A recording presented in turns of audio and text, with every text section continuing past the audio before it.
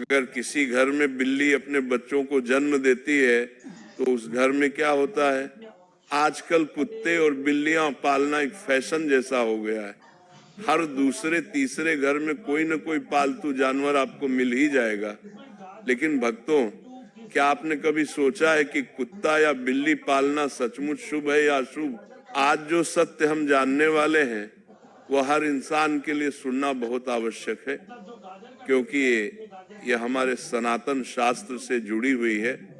शास्त्रों में कहा गया है कि इस संसार में शायद ही कोई ऐसा घर हो जहां बिल्ली का आगमन कभी न हुआ हो।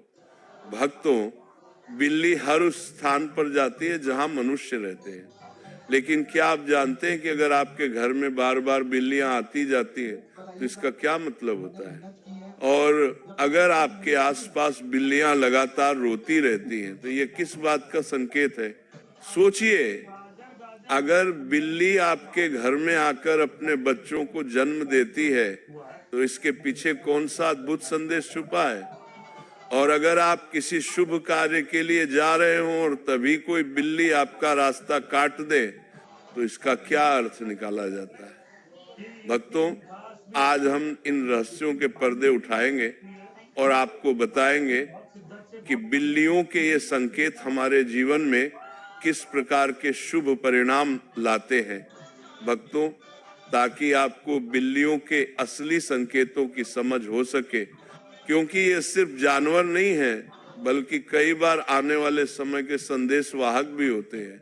भक्तों, बिल्ली एक मांसाहारी स्तनधारी जीव है जिसकी सुनने और सूंघने की शक्ति अद्भुत रूप से तेज होती है। ये इतनी संवेदनशील होती है कि कम रोशनी में भी, यहाँ तक कि रात के अंधेरे में भी साफ साफ देख सकती है। करीब 9000 साल से बिल्ली इंसानों की साथी बनी हुई है। प्राकृतिक रूप से इनका जीवन लगभग 15 साल का होता है।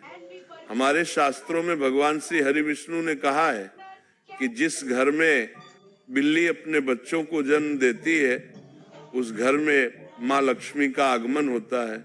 लेकिन भक्तों, ये कितना सच है और कितना सिर्फ मान्यता, आज हम इसी रहस्य पर बात करेंगे। पुरानी बात है, प्राचीन काल में एक नगर में एक महिला रहती थी।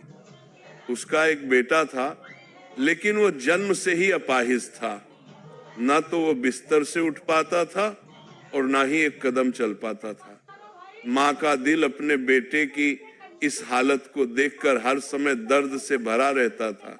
दिन रात उसे यही चिंता सताती रहती, मेरे इस बेटे का भविष्य क्या होगा, इसका जीवन कैसे बीतेगा। समय बीतता गया और दूसरे साल उस महिला को फिर से संतान सुख मिला। लेकिन भक्तों, किस्मत जैसे उसके साथ एक और दर्दनाक मजाक खेलने पर ही उतारू थी। दूसरा बेटा भी पहले की तरह जन्म से ही अपाहिज निकला। वह न उठ सकता था न चल सकता था। अब उस माँ का दुख और चिंता कई गुना बढ़ गई। कुछ और समय बीता और तीसरे वर्ष ईश्वर ने उसे तीसरी संतान दी, एक और बेटा। लेकिन भक्तों, इस बार भी वही कहानी दोहराई गई। तीसरा बेटा भी पूरी तरह अपाहिज, ना चलने की शक्ति, ना उठने की क्षमता, बस बिस्तर पर पड़े रहने वाला एक और मासूम। अब उस महिला का दिल टूट चुका था। 3 अपाहिज बेटों की हालत देखकर उसका जीवन एक गहरी उदासी में डूब गया। वह हर रोज ईश्वर से ही पूछती, प्रभु, आखिर मैंने ऐसा कौन सा पाप किया है कि मेरे सभी बेटे इस हालत में जन्म ले रहे हैं। भक्तों, समय आगे बढ़ा, चौथा वर्ष आया और चौथा पुत्र हुआ। लेकिन चौथा पुत्र भी बिल्कुल पहले तीनों की तरह जन्म से अपाहिज था। अब उस महिला की हालत और भी खराब हो गई। वो सोचने लगी, शायद मेरी कोख ही खराब है, तभी मेरे सभी बच्चे ऐसे जन्म लेते हैं। 5वां साल लगा और 5वां पुत्र